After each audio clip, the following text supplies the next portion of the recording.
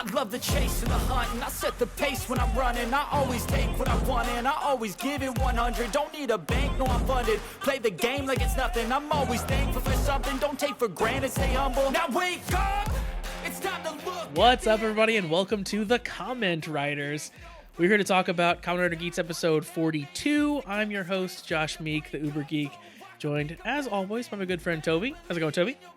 Josh, some would say this episode is the answer to everything. Yeah, the life, the universe, and everything. That's what all of our episodes are the answer to. But this one in particular, because it has the nerd number. So it's one of those things where I'm sure there's a lot of things that work like this. I can make the reference and make the joke of if I see 42 in sci-fi media or like popular media, I usually understand that's what it's tied back to. Hitchhiker's Guide to the Galaxy, for those that don't know. 42 is the answer to everything. I don't know why. I've never read the book. I've never seen the shows or the movie or anything tied to it.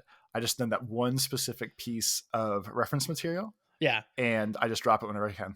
It's one of those things where it's like Luke, I am your father or whatever. Like it's one of those things that like transcends the media that it's a part of. And just everyone knows it, whether you've seen the thing or not. I have read the Hitchhiker's Guide, which is generally, it's one of those things where too many people quote it constantly and talk about it, and that ruins it.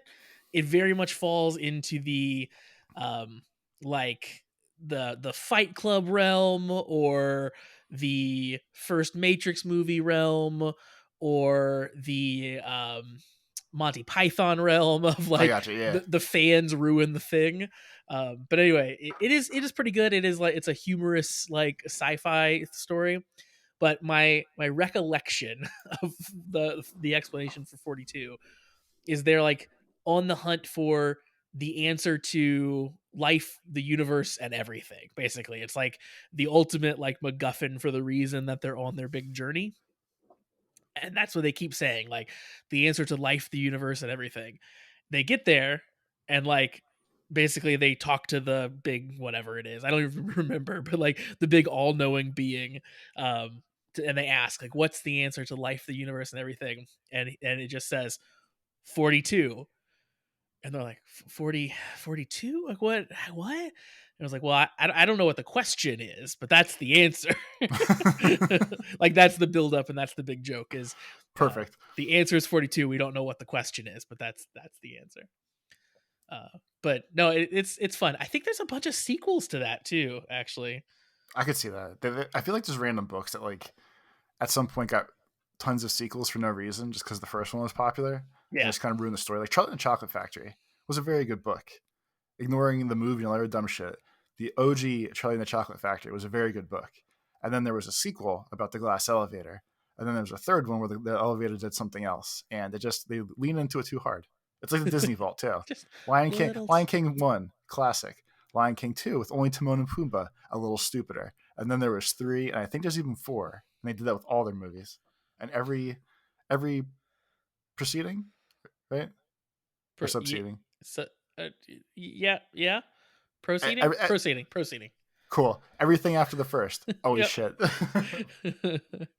I feel like on those like there's tiers. Like you definitely know what you're getting into. It's like this one went straight to home video. It's gonna be bad. That's pretty much all the 2s and past for the Disney stuff for sure. So the Hitchhiker's Guide, there's the Hitchhiker's Guide to the Galaxy, the Restaurant at the End of the Universe. I think I've heard of that one. Life, the Universe, and Everything. That's the third book. So Long and Thanks for All the Fish. I've heard that so many times. I didn't realize it was the name of one of these books. I have too. So that makes that now, I guess, checks out mentally for this is why people make the joke. And Mostly Harmless and Another Thing. That's the whole book trilogy. Didn't realize this either. This started as a 1978 radio comedy. It was a radio play first, and then it got adapted. And look where we are now. Yeah, and now isn't God a space turtle? I feel like that's referenced a lot too. God is a space turtle? That sounds familiar. Yeah, in the Hitchhiker's thing, I think you're right. Yeah, it was a whale or a turtle. I feel like Let me search this Wikipedia article for turtle. I'm really bad at Turtle, control tortoise. F-ing. Turtle, no. Whale. Apparently the video game Fallout has a location that has a dead whale and a broken flower pot portraying a scene from the first book. I don't know what scene that is, but there you go. Maybe I should reread Hitchhiker's Guide, because you always see. So they always have the towel. Have you ever heard of people talking about their towel? Because like the book always talks about having like a towel for emergencies and stuff. Oh no, but there's a whole South Park episode about that, There and you a go. recurring South Park character about that. So now that makes sense too. Now we filled in another piece of this puzzle. So maybe this should be our first Kamen Riders book club book, just to fill in all of these pieces of pop culture that we didn't know that we were missing. That seems like an infinite tunnel that we would venture ourselves down if we start doing it. That's good. I mean, you really want to create an infinite tunnel of content, right? That's the goal. I guess so. That just seems stressful, to be honest with you. you like having a good end in sight for anything that you work on. Yeah, there you go.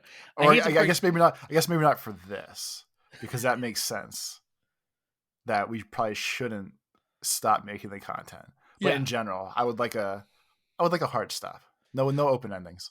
What about periodic checkpoints where things restart, a la seasons of Kamen Rider? That works. And I guess it was a computer. The computer gave the answer of 42. Thank you. Yeah. I knew it was some like big like omnipotent thing that they encounter at the end or whatever. So I guess it's also it actually goes back farther than that. Like I know this started it, but in Egyptian mythology, during the judgment of souls, the dead had declared before 42 judges they had not committed any 42 sins. The marathon distance of 42 kilometers corresponds to the legend of how far the ancient Greek messenger Philippides, traveled between Marathon and Athens to announce victory. Ancient Tibet had 42 rulers. The Gutenberg Bible, which was the first book printed in Europe, has 42 lines of text per column, and it's also called the 42-line Bible. So I think that they cheated, or it's actually like a real number that relates to life. Yeah. And that's why they used it for Hitchhikers. That's kind of cool. Yeah, there's a whole Wikipedia article or a whole section of this about the number 42. This gets deep. So I guess there was a interview with Mr. Adams at some point about the number. His official answer was, it was a joke. It had to be a number, an ordinary smallish number, and I chose that one. Binary representations, base 13, Tibetan monks are all complete nonsense. I sat at my desk, stared into the garden, and thought, 42 will do. I typed it out. End of the story. Love it. That's one of those things.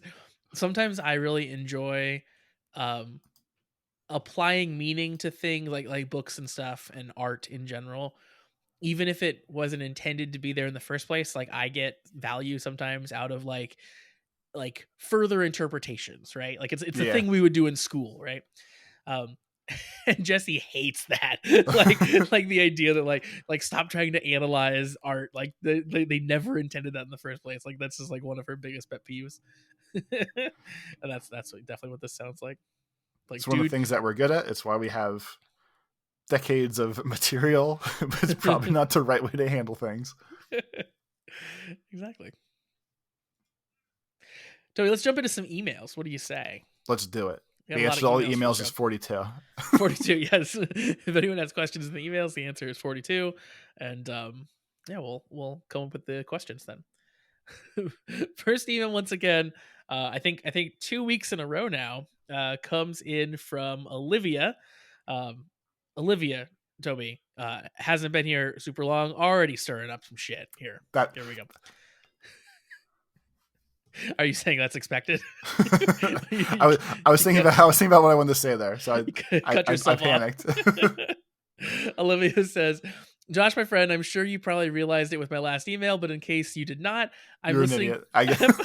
I'm listening to episode 40 right now, and you continue to pronounce Go Sager with a hard G as in Gur.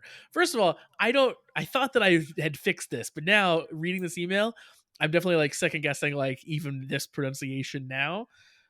So again, just to reiterate, one, don't care.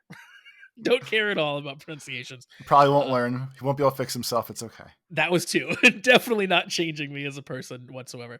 But I think Go Sager is correct and Go Sager is wrong. And I don't think I've said it as Go Sager for a while. But anyway, Olivia says, despite being told otherwise, as she says, I've been saying it wrong.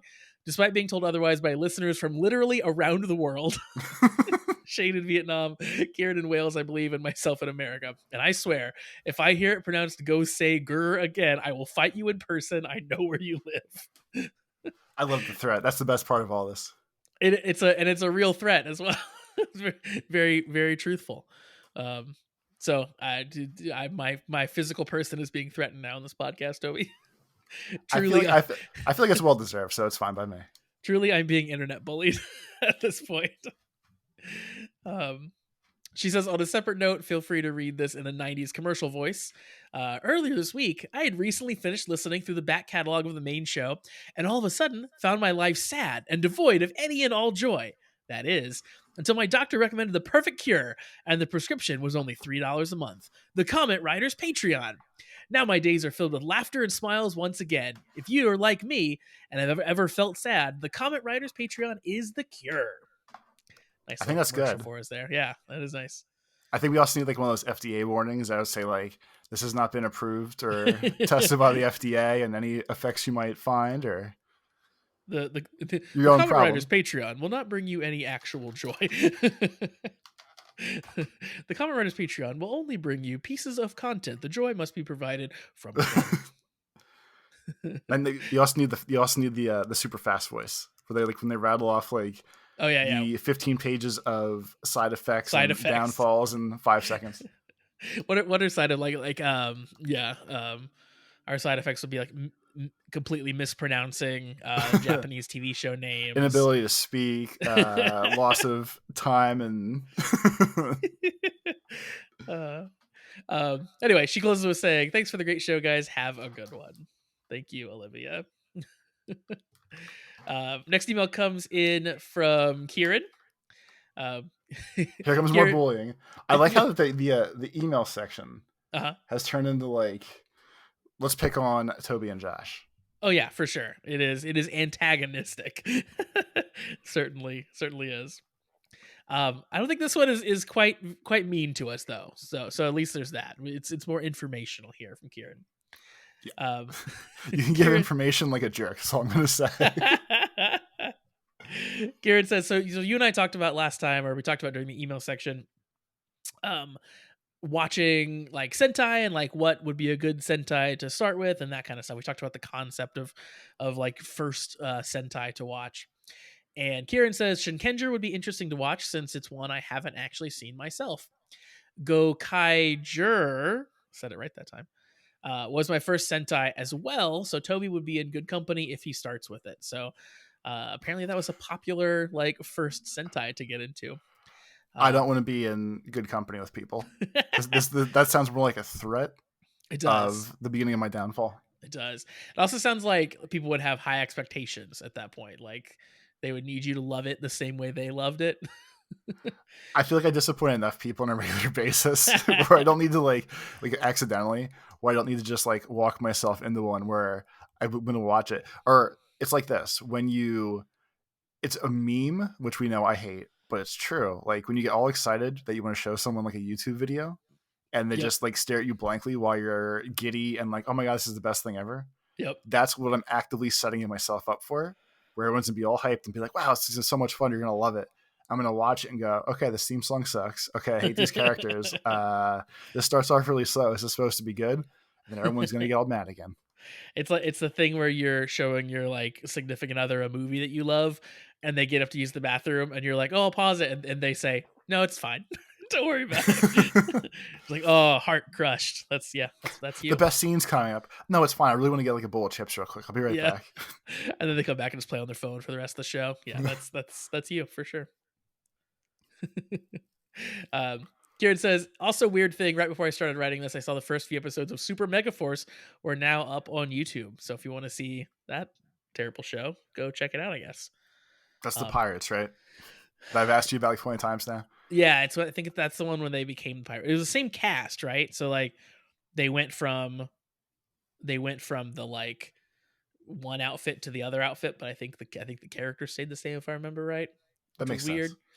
Sense. There's individual like characters I think in that show that are good, but I feel like the like later days Power Ranger stuff like from that era, I don't really have any good memories of the show itself. Like obviously it was fun watching it with you, but like I don't remember it ever being good.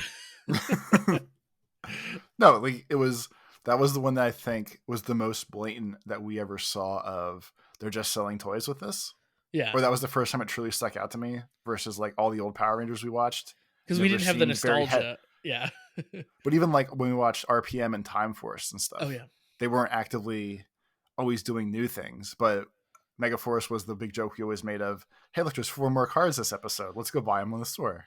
Totally. So, and RPM was like actually a show too. Like it actually RPM was like, the best. That's still my all-time favorite, I think. Yeah, that one I've gone back and watched like little pieces of it here and there and clips on YouTube and stuff, and yeah, that is still really good. I remember being hyped. I remember the ending, like the last. I don't remember what happened. I remember the last episode where you and I are both like, "Holy shit! I can't believe this was over. This was so good." Like yeah. I distinctly remember you and I being hyped as hell at the end of it. Hell yeah! But I don't remember why anymore. That's not what they're like anymore. Although I have been watching very slowly, like the newest series, like Dino Thunder, Dino Fury. That's what it is. It's not good, but it's like it's the same way where it's like the characters are fine, but then like the plot they're putting them in is just not great. Like there's like little individual pieces of it, but like it overall is like clearly. It doesn't feel like anyone's trying super hard. You know what I mean? Did you hear, though, speaking of Power Rangers news, Toby, they are no longer going to be shooting Power Rangers in New Zealand anymore, which they've been doing for like a super long time? I did not hear that, but I remember us talking about that, especially with RPM again, because I remember they were all over there, and that's why someone had an accent too, and like that was their go-to area for nice footage. Yep. So yeah, they're not shooting there anymore. That news came out, I think from like a New Zealand news source, so that they were like presenting it as like, look at this loss of income that we'll have because we're New Zealand. So no one is sure whether that means like, is Power Rangers just canceled, or are they going to shoot it somewhere else now, or kind of what's going on? So it's very up in the air, but interesting at the very least. Like, if I hope it means that Power Rangers continues, obviously, and if it does, like. It could mean like a pretty big shakeup if it's like a whole different crew, whole different team, a whole different like mindset. I'm looking at it positively. Maybe it'll be interesting and good. There you go. Yeah, there's no reason to be negative about it. There's still time for it. There's still time for it to be okay. Exactly.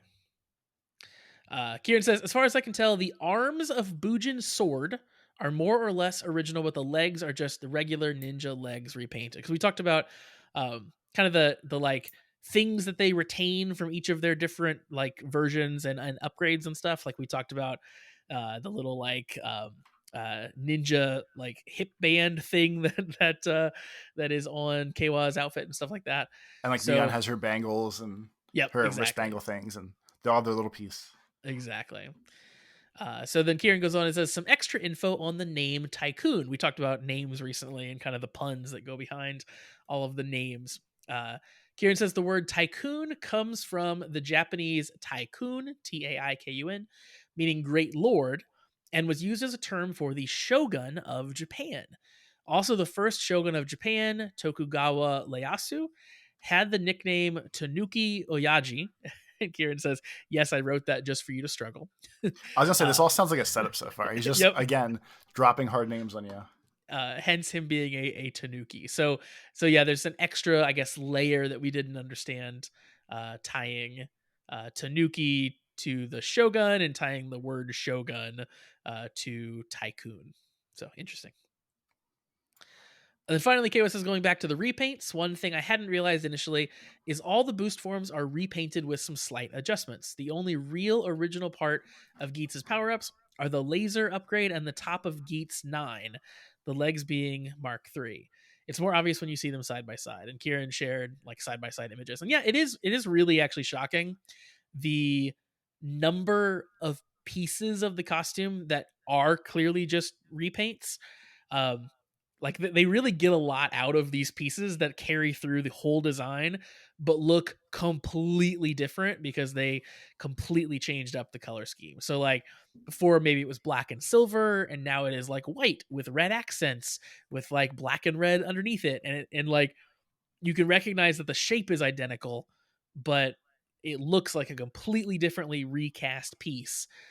So yeah, when they're kind of combining all the pieces together, it looks very different. So clearly like they're doing this to save money, but like I said, yeah, so it sounds like cost cutting.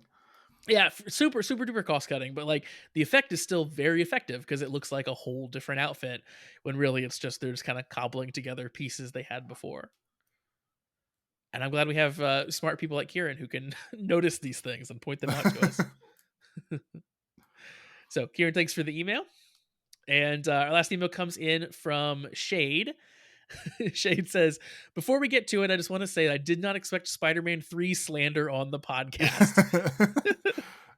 There might be more today. Just you wait. There might be. Bully Maguire dancing is one of the most iconic moments in cinema history, and you can't deny that.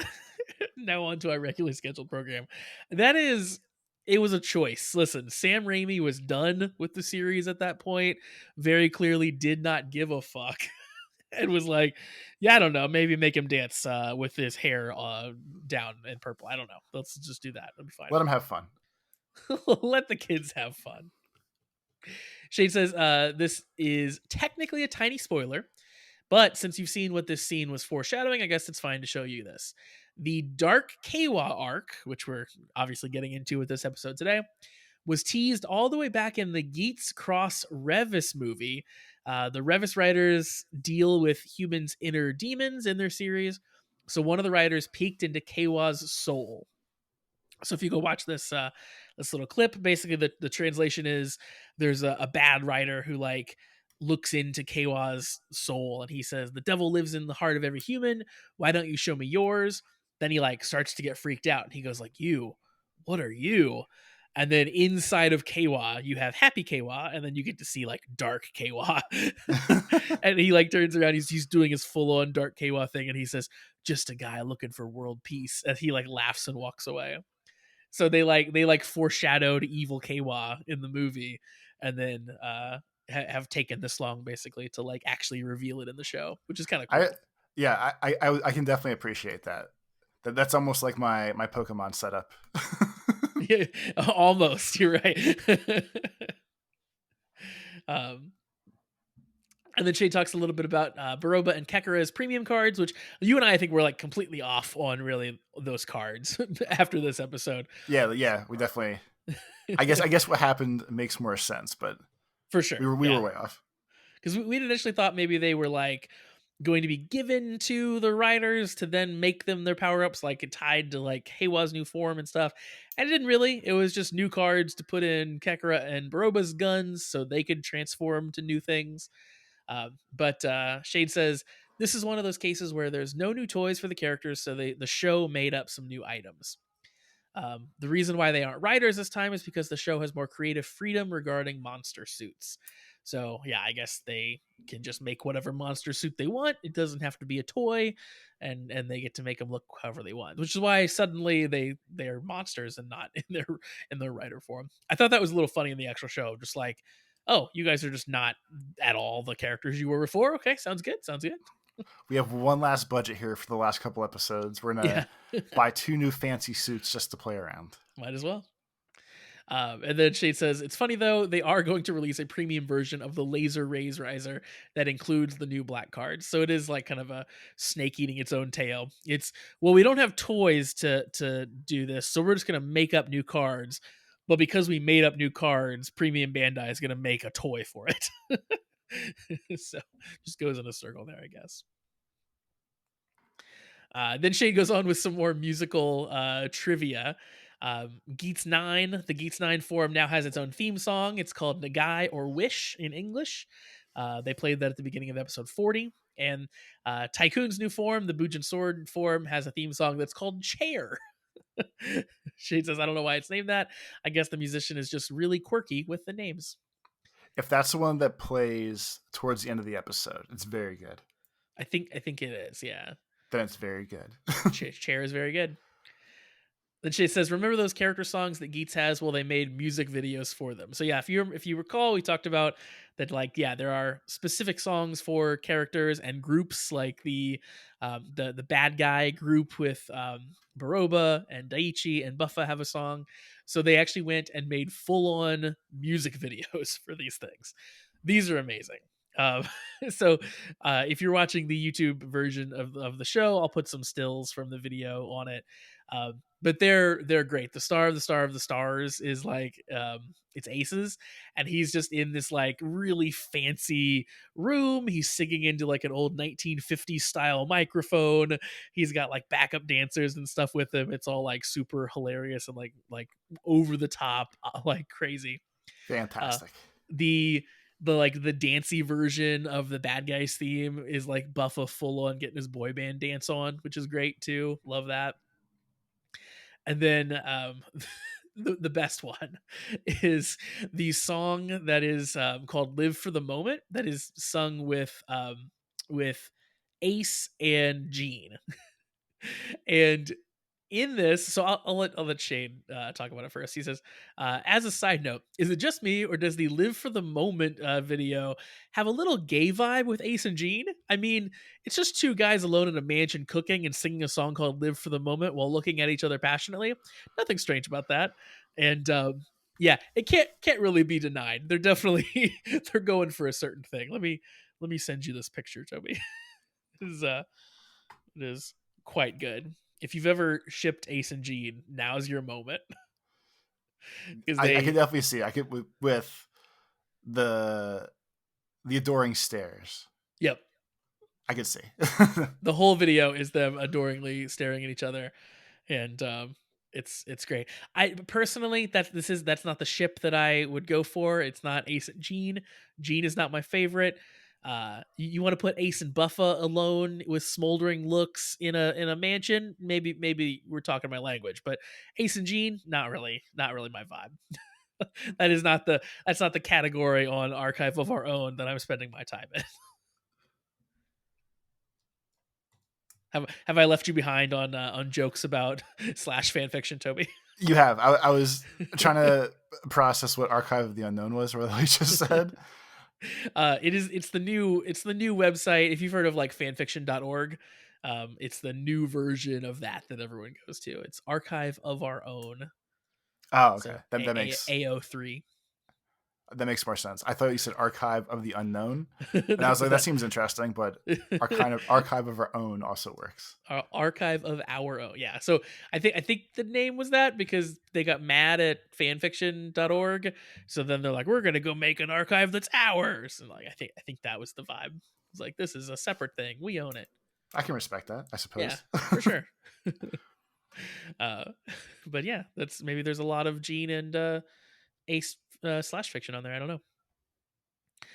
Finally, Shane says onto an announcement: the new Kamen Rider Geats movie is coming, and it's called Kamen Rider Geats the Movie. The Four Aces and the Black Fox is the subtitle.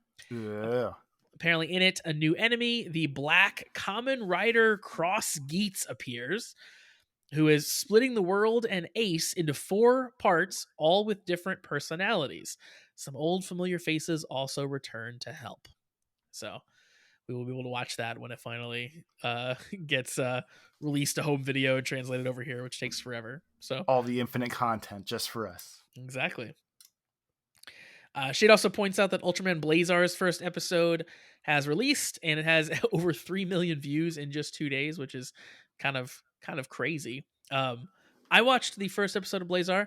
It is interesting so far. So this is the one time, if you remember, where they were dubbing it for the first time. So they actually got like that Power Rangers actor to do like the voice and stuff like that. Like it actually has like people in it. Um, Watching like Toku with a dub is really cool. Like because you get all the intonation, of course, from the character that you wouldn't normally get just from like reading the the words or reading the text. And the like main guy is like this captain of this like elite fighting force, this like special attack unit type thing. So he's very good. He's got this attitude about him. He's very fun. When Ultraman finally shows up, though, for some reason we were talking about this in the in the actual Discord. Um, for some reason, Ultraman Blazar sounds like a rabid dog when he fights. So like the choreography is like not really the best, but like the monster clearly can't like move too much in his suit. But there's just these constant like growling and yowling noises that I think are intended to come from Ultraman, and they make no sense. So I'm really hoping we get more of those and further explanation on what's going on with them, because they're weird and wild. But yeah, I think overall the like the cinematography of the show is pretty good. They do a better job with their low budget than I think Kamen Rider does sometimes. Like they obviously, because their monsters are intended to look huge, so they do a good job of like the way that they shoot the monster costumes to actually not make it look super duper cheesy. And it actually is, it's more impressive than you would think that it would be. I guess. Nice. Yeah. So finally, Shade says, let's rewind back a little bit on Geats. Remember that moment where Niram got iced with a freaking Glock? That felt so out of nowhere, right? Well, it is a certain weird trope in tokusatsu that I like to call real ass gun moments. Sometimes in every series, one person gets shot with a real gun just to prove a lesson. Pretty much, yeah. Sometimes in Toku shows, people just use real ass guns to shoot each other, and it's always weird to watch. Back in the old days, you can even show monsters gunning down civilians and characters getting shanked in the stomach on screen. Crazy, right? For example, the infamous Japanese Spider-Man with a machine gun clip. So yeah, there's a funny like meme clip that gets passed around of the Japanese Spider-Man show where Spider-Man takes out a bad guy, throws him across the room, and then takes his machine gun and just sprays it across the room at all the enemies, just like just full on Spider-Man firing a machine gun. It's pretty great. We actually got a little revisit of gun action in this episode as well. She has that gun the whole time, apparently, Joey. Yeah, and they pull it out way more than I would expect. They have like the real life guns in the fun slapsticky plastic suit show. Yep. Sometimes you just got to have a real ass gun. So with that, let's jump into talking about Kamen Rider Geats episode 42 here. So last we spoke, Toby, Keiwa was seemingly killing Buffa. Seemingly. We both thought. And then they somehow retcon that in the update for the next episode. Yeah, so like it really softens the blow, I feel like, a lot here, but the episode opens and basically, yes, he didn't kill Buffa, just beat Buffa up a lot. Buffa kind of tells him like, listen, if killing me will make you happy, then just go ahead and do it. And Keiwa is like, no, I want you to like live with what you've done to Sarah. Like, all right. I mean, I guess, but like, come on. I feel like of all people, this Keiwa would want Buffa to die. Yeah, he has a lot of built up frustration. Because later he tries really hard to kill Daiichi too. He doesn't want Daiichi to live with what he's done, but he wants. I think part of him recognizes who the actual problem was here. Like, I mean, like Daiichi is the source of the problem, really, though. Yeah. Yeah. His murder makes way more sense. So you're saying that he wants to murder the source of the problem, and then Buffa is just a little side murder. Yeah, he's a little more secondary. Gotcha. This is also the episode too, Joey, where I didn't realize they were going to go this hard, but boy, they went really hard, really fast into Keiwa is just pure effing evil. Because the next thing that we see, Keiwa says, his wish hasn't changed. He goes back to Sumi. He's got her tied up. he just has her roped up. He's calling her a goddess, and he says he's going to need some more from her. He's going to need more wishes from her to make his ideal world. And then we find out that he has teamed up with the new game master Jito and Kekara. They were all working in cahoots, and the plan basically is that Keiwa gets his wish granted, and then they can just have Sumi. He's tied her up. He's going to hand her over on a silver platter. From the beginning, I said Keiwa was the worst, and he has once again proven himself and taken the title of worst boy, all while being emo Spider-Man 3 Peter Parker. Yeah, for sure.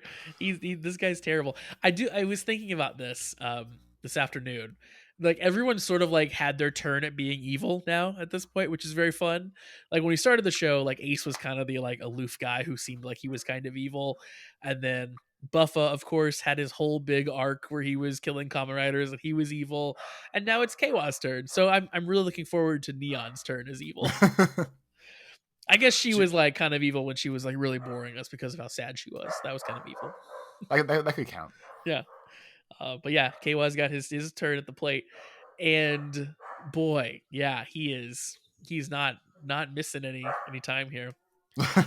I will say, like, for as funny as some of his like super emo Spider-Man 3 vibes are, like the actor's range is actually kind of impressive, because Keiwa was like the ultimate Boy Scout, super believable in like the wide-eyed enthusiasm that he had for everything, and then he can instantly flip a switch and become this like kind of crazed, clearly a villain. It's pretty impressive. Yeah, like if this was the only Keiwa we knew, I could see this being a character as well. So it is very impressive that he's basically been two different people, like you said. Yeah. Like I would 100% cast him as the villain from the beginning. How well he's doing at this. He would have been a good Pidgey type, right? If necessary. Yeah, honestly, I think that he's doing evil better than like Pidgey. All the other evils did evil. Yeah, kind of. Yeah, like I mean, Daichi is creeping me out at this point, but he's having to go pretty over the top to really be that effective on me. And yeah, Keiwa is he's just effective at all fronts. He's more the Joker at this point. Yeah, I think he really is. Yeah. And I think Daichi is more like the Riddler, maybe, if we're keeping the Batman theme. So we see Daichi. He's beginning his cult, Toby. He brings a bunch of people in, and he just instantly infects them all with parasites, just creating some Giamato friends, I guess. Because he just wants to soak in all the memories. Yeah. He so Buffa shows up, and basically he gives his evil villain speech that his whole goal is to absorb the human memories of the world and kind of have the whole world knowledge. So still kind of the same thing he wanted when he was Kamen Rider form too.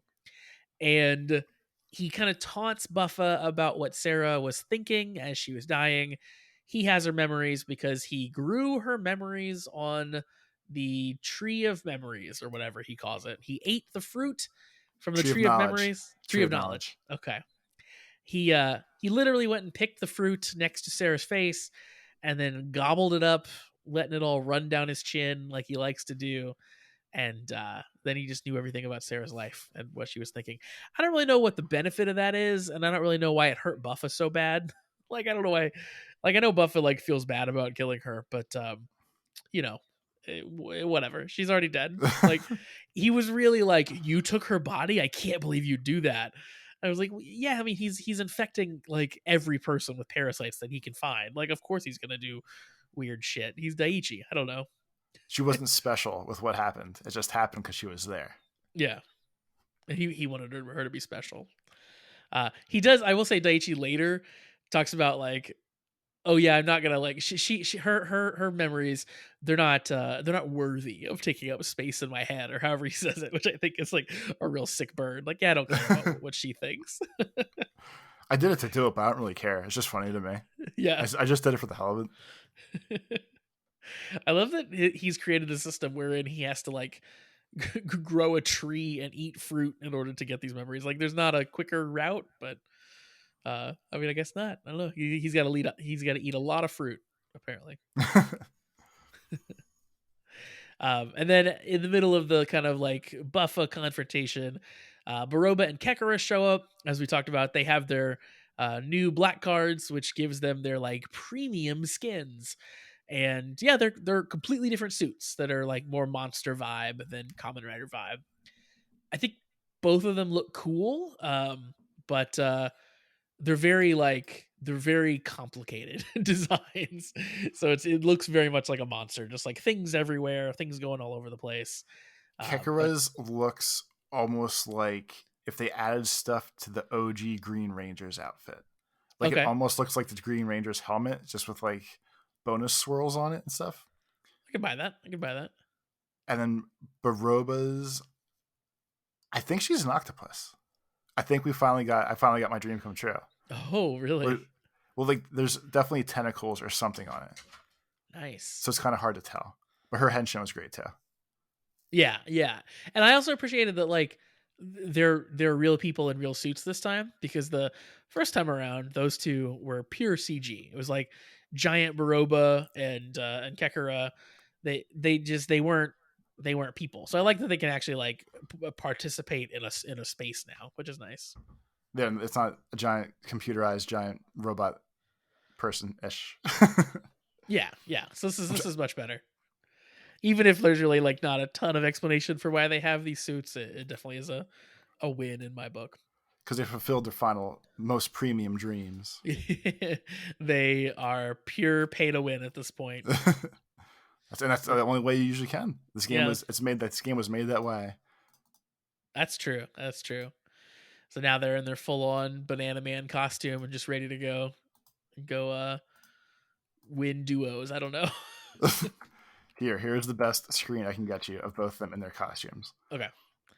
So she definitely looks octopus tentacly. Oh yeah, he definitely looks like a frog. But his the way his helmet looks like the OG Green Rangers with like the eyes on top and stuff. Yep. Yeah, I definitely see that. It's like what are those? There's certain animals that like look like other animals that like are for like defense purposes, like what is it, the butterfly on its wings has like the eyeballs of a tiger and stuff, like to make things run away. Okay, I gotcha. He almost looks like he's like a frog that looks like the Green Ranger to scare people away. And her outfit, now that I'm looking at it again, yeah, she for sure has tentacles like on the back and stuff, and on her face, and then has like barnacle boobs. Yep. Now that I'm pause the screen and staring at this weird female rider, yes. I'm just gonna go ahead and write down barnacle boobs. It's gonna be the name of the show, I think. That's how you get all the clicks on YouTube. Welcome to Barnacle Boobs. I'm your host, Josh. Yeah, like so again, like it goes by really fast in the episode. Like they henshin, the fight happens, everything's in motion. It's very quickly over. But looking at them here now, like these are cool looking. Like if these were like, they are the best costumes. Like the most detailed. Yeah, if these were like long run, like any Power Rangers where like the same enemies pop up over and over and over again. If that was happening, if it was these guys, they'd be like, yeah, these are nice. I understand why you'd make these last the whole season. So yeah, props to that. Of course, they overpower Buffa. He can't really win. Again, he's getting his butt kicked. And which is the theme of the past couple episodes. Buffa just repenting for all of his past sins. Exactly. Yeah, he is. He's going through it.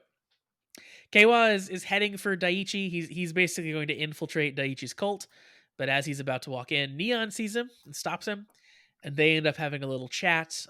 Neon kind of explains that Sarah was going to help her like furnish her apartment, and Sarah had made this promise, and Keiwa is kind of saying like, oh, she'll keep that promise. Like, I'm going to still get my ideal world. I'm going to bring her back. And he's kind of making all these grand statements. She finally found her true love, Emo Keiwa. While they're talking, Ace shows up, and first Ace is like, hey Keiwa, how's it going? You look kind of sad and serious. It doesn't really suit you. Like he kind of like approaches it like that. And then very quickly it's in kind of full on confrontation mode. He's like, he straight up says, "Where'd you take Sumi?" Keiwa says like, I don't remember. I don't recall. And yeah, it turns out Keiwa's still mad about Ace's mom not atoning. He kind of says like, this wouldn't have happened if she would have atoned. Ace tries to point out that Sumi's innocent. She didn't do any of this, didn't ask for any of this. And Keiwa, I think, has a line about like, "Oh, I'm just like returning the DGP staff's, belongings to them," or something like that. Like he has this real crass, like, she belongs to them, like that kind of a thing. I think it's funny that they're when Ace talks to Keiwa, he says, "What's with the scary face? Doesn't suit you." I feel like they use the phrase "doesn't suit you" over and over and over this entire show, just to be like, that's like the line for when someone's acting off. It's always, "This doesn't suit you." Doesn't suit you. I wonder if that is wonder if that's a cultural thing. I wonder if that's an intentional thing for the show, or I wonder if that's just suits? Or I wonder if that's just like a translator thing of just like, anytime I hear any phrase seemingly related to this, I just type "doesn't suit you." Because yeah, there's maybe some filters there we're passing through that could cause that. But yes, they do have suits, Toby. You're right. Keiwa, again, full on evil here, just wild. Because what he's enabling is our next scene. Jito, the game master, has Sumi. They're kind of in the little like, I don't know, the goddess chamber. Yeah, exactly. They're in the chamber.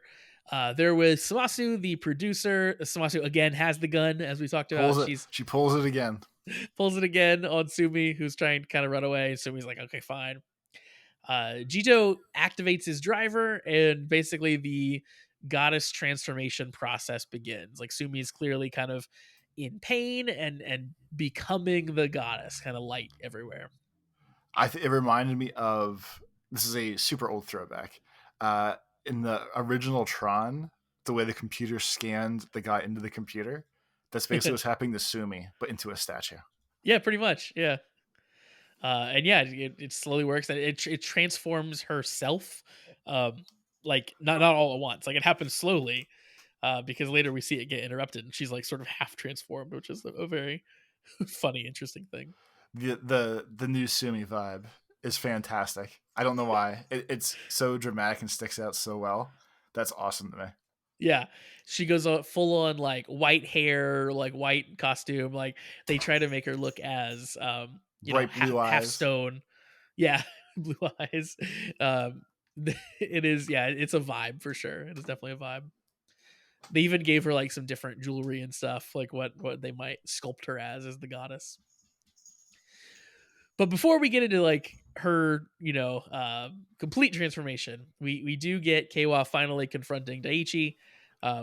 Basically just kind of completely kicks his ass. Like Daiichi at some point in the fight begs Kekura for help. Kekura is just sort of standing off by the side, not helping, just laughing gleefully, super happy to see Keiwa be so brutal. I think the best part of that whole scene was Keiwa started slapping himself in the head. Yeah, like a true crazy person in media, to show like he's unhinged. Yeah, that was I think in response to the stuff where Daiichi was like taunting him about Sarah's memories, and like Sarah wouldn't want this, and then yeah, he starts slapping himself in the head like, you don't know what she'd want. Yeah, like that's that whole vibe. Yeah, he's off his rocker. He lost his sister, and dude went nuts. Somehow it's the perfect rider though. Yeah, he's exactly what Kekura was looking for, which is funny because Kekura, it's weird. It's weird to pick Keiwa as your like dude when what you really want is like evil Batman. You want broken Keiwa. Yeah, I guess you picked him because you wanted him to go on that journey. Daiichi, of course, gets a little betrayed by Kekura, and Ace comes in to stop Keiwa. It's the only reason why he doesn't kill Daiichi. And Keiwa doesn't bother to fight Ace. He just kind of teleports away at that point.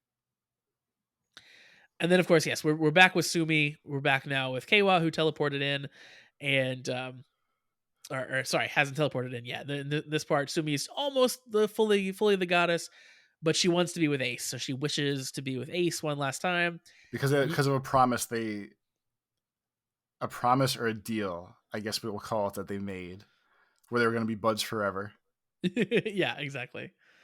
So as the show explains that she uses like the last little bit of her willpower to teleport them to kind of the factory there that they'd been at before. and Keiwa shows up right at that point, and basically Jito, Keiwa's like, this isn't like what we'd planned for, and Jito makes Sumi make Keiwa's wish come true. She like tries to resist, and he's like, oh, she's got a little bit of willpower left, and then he kind of let's just snap that right out of her. Yep, like forces her to do it. She reads the card that Keiwa has, and clearly like starts the wish making process, which was like really sad. Like she completely is under their thumb at this point. And as the wish begins, we see the city being completely remade. Ace looks up, and like buildings are changing, and like the whole world is doing its like flicker out effect. And as it, go ahead. I know, because I was gonna say, because his wish was more powerful, Josh. Yep. As the legend foretold. Yep, we definitely had a more powerful wish that overrode the first one. And as things are being rebuilt, we see Keiwa. He's like on top of a building or something. He's looking real evil. He's got a earring in now all of a sudden, and he's like, "This is my world." So yeah, we're clearly transitioning now from the previous arc we'd been in with Ace's world into whatever the hell Keiwa's world is going to look like. But clearly, it's going to have dead people coming back. So we're going to have weird Sarah return. We're going to have, I don't know who all else has died. We're going to have all the old writers, I'm sure, coming back. The old man Al and the old firefighter. Man Al is going to be there. Firefighter's going to be there. Mary is going to come back probably, I would assume. Him and Punk Jack one last time. So yeah, it'll be crazy. I'm curious whether, again, just talking about timing, does this mean Keiwa is like our big bad of the whole season? Like is beating Keiwa the final thing we'll have to do to like end the show happy? Or are we going to like sway Keiwa around to the good side, and then we all work together to go beat the DGP? I would think swing it around to eventually all beat the DGP together, because they can't let him go out like that. This isn't Black Sun. I refuse to believe that they will let him go out like that. Maybe, yeah. I don't know. Like, I kind of like the idea that like he's unredeemable now at this point. That's fine too. He's always been the worst. truly from the beginning, Keiwa's the worst. It's just funny. I didn't like Keiwa at first because of how goody two shoes he was. I'd really come around on him. And now I'm upset because he's too evil. And he's so evil now. He's all the way evil. Again, like I said up front, did not expect the full transformation this quickly. Like from, like I have a dark transformation. I'm mad at Buffa, kind of rightfully so, to now I'm just into kidnapping and I'm into subjugating people against my will, and I'm into siding with the enemy. Just Keiwa things. Just Keiwa things. The rule card at the end of the episode, by the way, is the power of creation should only belong to Geats, which is funny. That is very funny. I like that. That's a very like in-universe way to still show an Ace-centric rule card before we switch over to Keiwa's world. Like that's a good touch. So yeah. Any other final thoughts about Geats episode 42? No. I enjoy crazy ghost goddess Sumi, but yeah, I'm excited to see more of her. I'm excited for her to like have these powers but also have free will, which I think is probably where we're going to be going, since she is clearly all powerful now, but like isn't quite a statue, so maybe she can break out. She's more like a genie at this point. She is more like a genie. She's trapped in the bottle. So true. So that's going to do it for us for episode 42. Of course, if you like what you're hearing, please give us a like, give us a subscribe on whatever platform you're listening and watching on.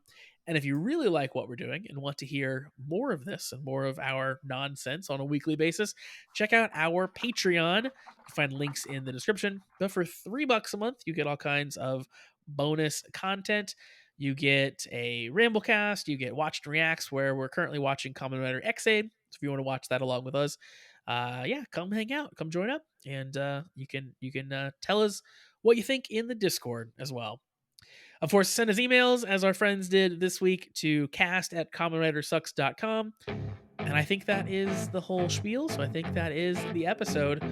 We'll be back next week for episode 43. But in the meantime, have a great week, everybody. Peace. I'm taking shots at the enemy. I'm gonna make it to the top, leave a legacy. If I got something to say, you better let me speak. Turn it up a new degree, bitch, you ain't seen anything. I pop off with the new rock, electro